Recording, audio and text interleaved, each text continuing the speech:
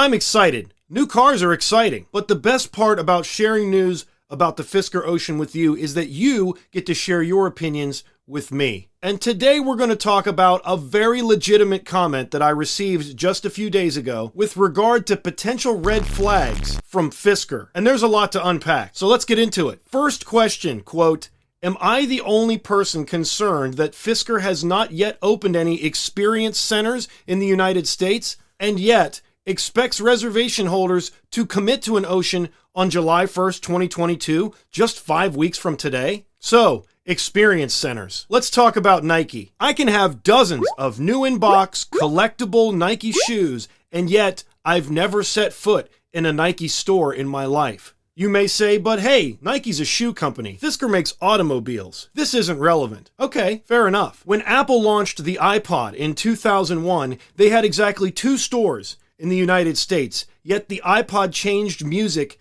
and music distribution forever. Why does this matter? Because Fisker will likely go with a very similar rollout plan for the Fisker Ocean. How will Fisker build experience centers fast enough to deliver the Ocean to all of its customers, especially for the very fast approaching Fisker Ocean 1? Answer, they won't. These buildings could be very similar to what you see from Tesla, maybe at a mall or in a big city, especially for the launch. They could use adjacent nearby buildings to perform the service and the staging for initial Ocean deliveries. Who's going to get them? My guess, Miami, New York, LA, and Chicago. Maybe more, maybe just LA and New York. Remember, these locations are designed to generate as much new interest in Fisker as possible in the smallest footprint possible. Fisker wants to build the world's most sustainable vehicle, and I feel like using existing buildings for a small amount of experience centers in large cities is the best way to take a step in the sustainable direction. And since the service for Fisker will be mostly third-party as dictated on their website, so in turn can the delivery process at host dealerships. So, do you think new experience centers not being erected at this time is a red flag? Let me know in the comments. Moving on. Some people may sign up for a one based only on Fisker's promotional materials, but I, and I assume others, want to test drive the car before deciding whether to buy it, at any trim level. Okay, test drives. First, a quick tidbit. If you buy a Tesla, you have to approve your delivery based on a visual inspection, and that's it, for the most part. So no test drive of your brand new $60,000 Model Y or Model 3. That was my experience with both vehicles. Just a visual inspection. And as far as test drives in general, let me ask you this question. How many cars have you test driven that you didn't buy? For me, the answer is only 2. One is in the description of this video when I test drove a Kia EV6 because I really didn't have any other experience with EVs outside of Tesla, and I wanted to drive one to find out what the experience was like. The other was a 2010 Chevy Camaro. I got out of my Honda Civic, I got in to the Chevy Camaro. I adjusted the mirrors and immediately realized that I could not see out of it.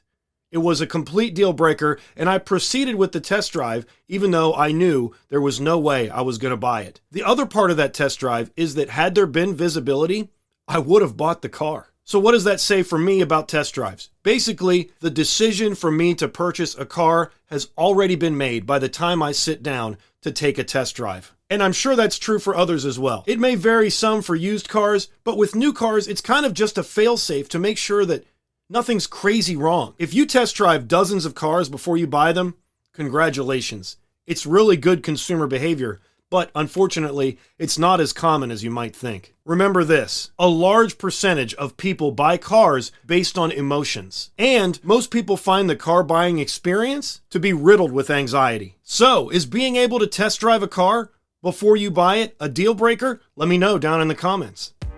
I'm just gonna throw this in here, full disclosure.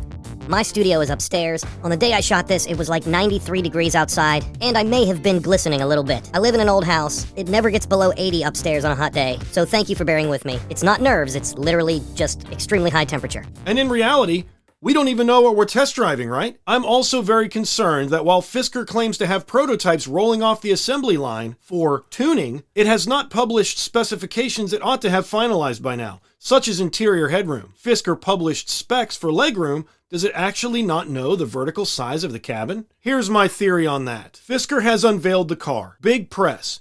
and more importantly for them, reservations. Then they released the trim levels and the pricing for those trim levels, as well as some of the specs for each. More big press, more reservations. That means that right now, they've only got one more chance to go viral. I know you've got questions, but is the headroom of the front seat going to make you change your reservation? How about the rear space in cubic feet? Ground clearance? Maybe. If it ends up being a 6.5-inch ground clearance instead of 7, would that make you delete your reservation and ask for a refund? Probably not. But when every stat is known, EPA range, crash test results, display configuration, rear seat folding angle, and everything else they may be finalizing right now, they have one more shot to paint the right picture for you whilst spinning all the disappointments with the right grammatical synergy to generate that last wave of interest for upcoming sales. And also, maybe to get you to switch from an Ultra to an Extreme. You might even convince a friend to put in a reservation as well. The point here is virality is very, very tough to get, and you're never going to get it with one spec at a time. It's got to be emotional and exciting. That's Fisker. That's Henrik Fisker.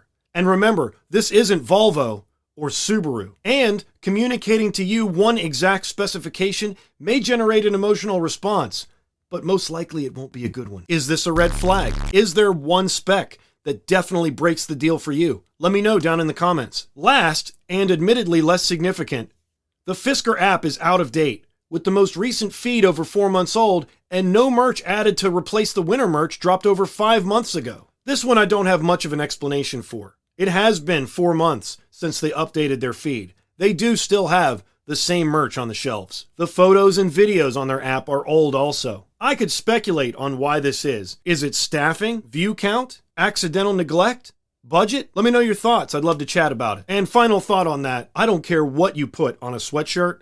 I'm not going to pay $100 for it. What additional red flags do you see? Let me know down below. Are we overthinking this? Finally, are you as excited as me for the deliveries of the Fisker Ocean? I am literally chomping at the bit. Well, that's it for this one, guys. Thank you so much for watching. Subscribe for more. We'll catch you on the next video. Hey, smash the like button. Thank you.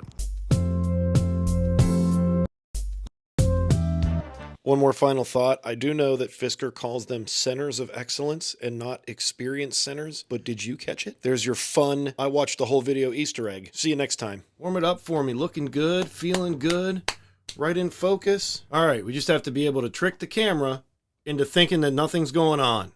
Cool.